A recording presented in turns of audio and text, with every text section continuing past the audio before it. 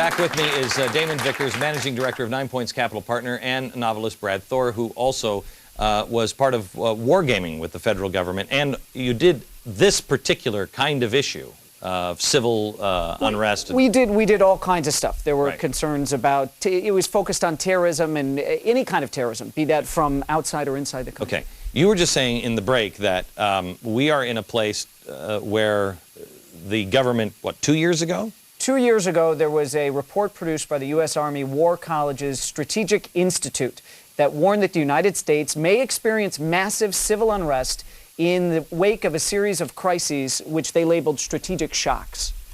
What is strategic shocks? It's the known unknown. 9/11 was a strategic shock. The collapse of the economy could be another strategic shock. And right about the time that they were talking about this, the managing director of the IMF came out and said that we could experience widespread civil unrest around the world if we don't course correct where we're going financially. Okay. See, I don't think that the American people panic. We didn't panic after 9/11. But when you have global meltdown, and then you have the forces moving into a new world order, and you have power taken from people and their money, especially now in this atmosphere, we started seeing it under the Bush administration, where people like me in, 2004 started waking up going, wait, something's wrong here. And you're just seeing it. It's like a puppet show. You're watching a puppet show. If you put strategic troops around the country, you'd have a lot of people now in America saying, I don't trust the government. The average American, I don't think, is the kind that goes out and riots in the streets. No, absolutely. However, there are those that do. They plan on it. Absolutely. And that's with the book, The Coming Insurrection, that you and I have been talking about for over a year now. One of the things they encourage their members to do, these are these communists, it's a weird kind of anarchist. It's anarchist, yeah. Yeah, and communist. they hope to bring the utopia afterwards. But the idea is to destroy capitalism from within a country. So you weaken it, you flood it, you do the Cloward pivot, and you overwhelm it. And then you wait. You wait for the right moment. You take advantage of a 9/11 or a big downturn in the financial markets, and that's when you hit. And from The Coming Insurrection, you go to the ABCs of Revolution manual, which is another book that you have there, and that's where it gets scary, because Explain what's in it. It is all about the way to do it. It is a take no prisoners, kill all the hostages, go into neighborhoods, burn them to the ground, particularly focus on the churches and places of worship so people have no place to go for spiritual refuge and guidance in this time. But they are encouraging people, IEDs, car bombs, Brad, you have wargamed. You have written novels for, your job as a novelist is to come up with spooky scenarios. I have to tell you, when I first read this, I read this about 2 years ago. When I first read this is the spookiest damn book I've ever read. This is 2 years ago. I've read worse now. But I read this, and it really is. It is destroy anything good. It's evil. It's evil. If anybody wavers in your organization, you kill them. You kill them. Absolutely, without hesitation. Some members of the Invisible Committee that wrote this book went to jail in Europe. Correct, in France. Any doubt that this is what's happening now? The seeds have been sown all over Europe, and they are here. Oh, it's a hugely popular book with the anarchist community here in North America. You bet. And that's what we need to be very, very concerned about. Okay.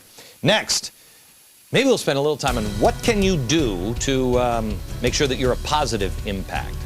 Back in a second.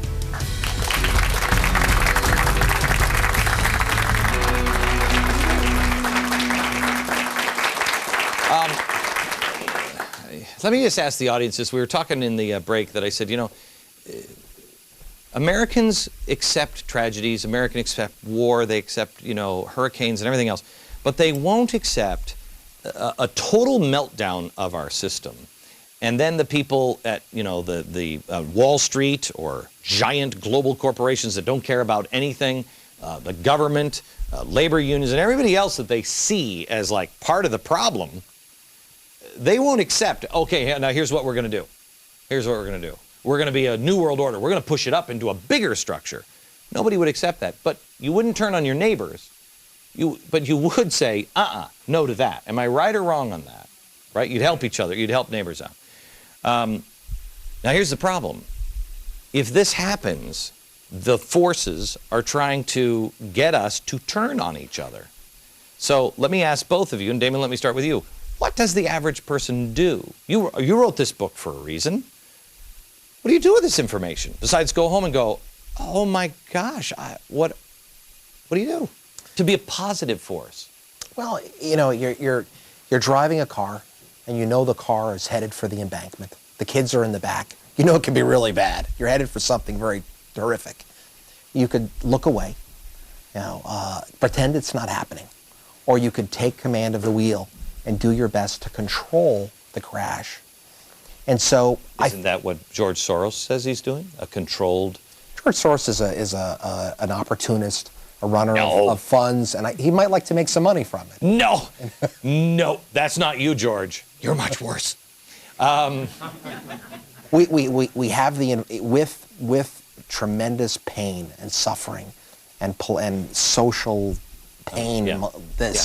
You have the environment towards things could perhaps go towards the way we're discussing with the global insurrection, where they'd like to see it. Right. You also have the possibility from that type of an unrest and social despair of moving towards, from disorganization, which we are right now, towards potentially even fascism, which is what we saw in the Second World War. But don't you also have... I hope that we don't pick either.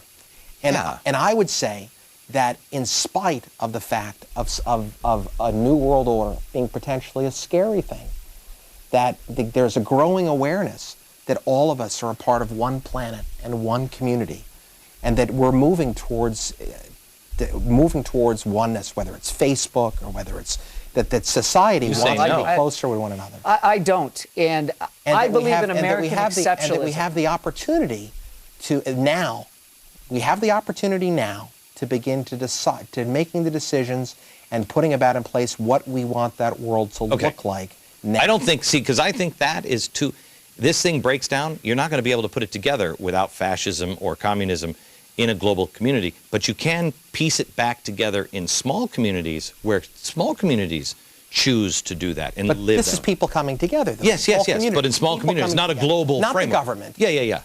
But people. Correct. I agree with that. You still don't agree with that? Well, no, I agree within the context of America and what makes America great and why American exceptionalism exists. I mean, it's something that's incredibly important for the rest of the world to follow us, not for us to be part of some one world, new world order. But I don't think. But I think, Brad, if you're talking about, if I'm on the same page with you guys, you're talking about flag don't mean nothing, Jack. Nothing means anything anymore. You got to start. Am I wrong, Damon? That's what you're talking about, right? Nothing means anything anymore. There is nothing of value. You got to start from scratch.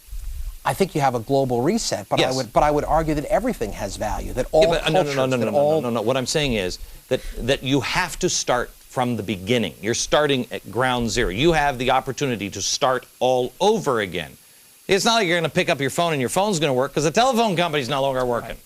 So if you have that zero reset, we're talking you go post back this to event. you go to almost a tribal community. And that's where you start. But what are your values and principles going to be? What is your base going to be? Where do you start from? And for me, I start from all those things that have made America great. And I start it in my community and I work it out from there. That's how I do it. Right.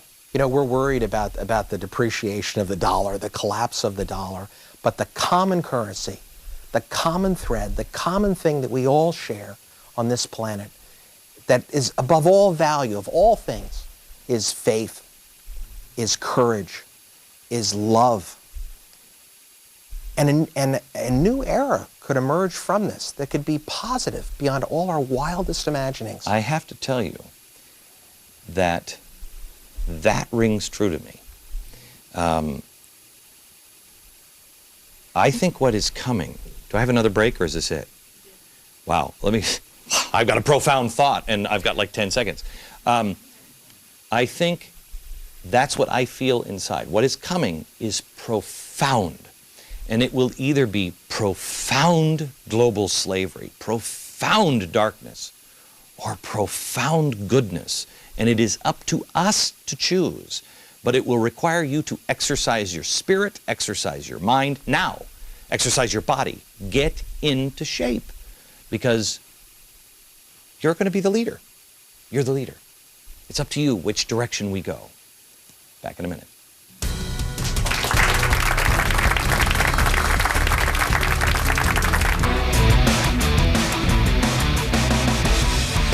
From New York, good night, America.